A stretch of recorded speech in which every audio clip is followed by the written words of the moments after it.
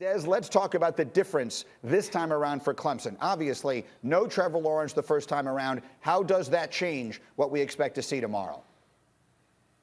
Well, Green, going against Clemson without Trevor Lawrence in that first game is like being in a talent show competition and going against the Jackson 5 without Michael Jackson, and you get Jermaine singing lead. There's just so much that they can do as a group without Michael. But now you insert Michael, that's a whole different Jackson 5. And when you insert Trevor Lawrence, that's a whole different offense.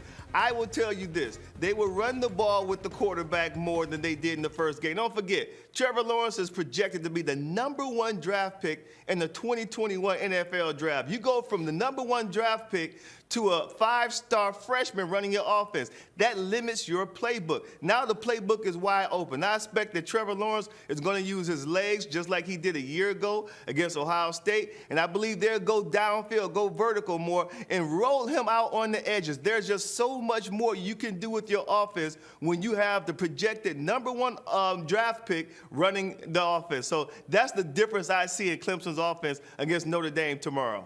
Absolutely. And so I think most people, including our FPI, believes that Clemson will win the game. And as you see on your screen, they're a 10.5-point favorite. But, Paul, I'm coming back to you on this one more time. We've thought about it all week long. Let's live in a world where Notre Dame wins this game, because that's what throws open all the other scenarios. If Notre Dame beats Clemson in this game, who does that put in?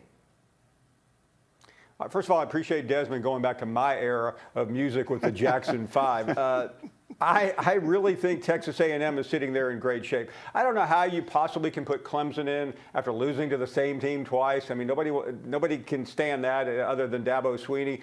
The Iowa State conundrum, I don't buy, Greeny, because they did lose at home early in the season to Louisiana by only 17 points. Come on, that's not even on the table. And then, you know, Cincinnati deserves a shot. I certainly think they should be under consideration, but it looks like Texas A&M at 5 is sitting there in the best shape. And very quickly, Desmond, because the crew that you work with on College Game Day, Herbie and many others, have been outspoken this year, more than any that I can remember, about what we would typically call in college basketball the mid-major. People are looking at Cincinnati and the plight of them. I just wanted to get your perspective on that, on the idea that teams are getting the benefit of the doubt based on reputation and all the rest of that. A lot of people seem to be really more upset about that than I've ever heard them before. Are you?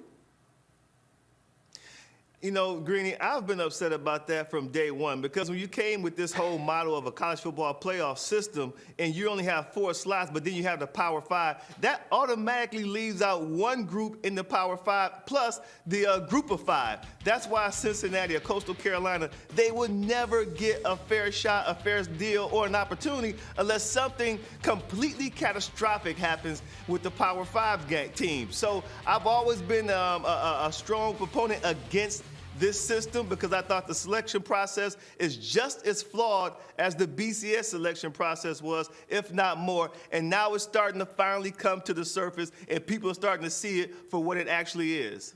Super quick, Paul, do you think that there is enough momentum, enough people who feel that way, that we could see change? No, because the people that matter aren't listening. These are the same people that screwed up the college football season, Greeny, that were all together until they weren't, when the Big Ten and the Pac-12 went their separate ways. There's no universal voice in college football, and there's not enough time today to talk about a czar, but until somebody takes over and has one voice in collaboration with the conference commissioners, we are not going anywhere until the end of this contract.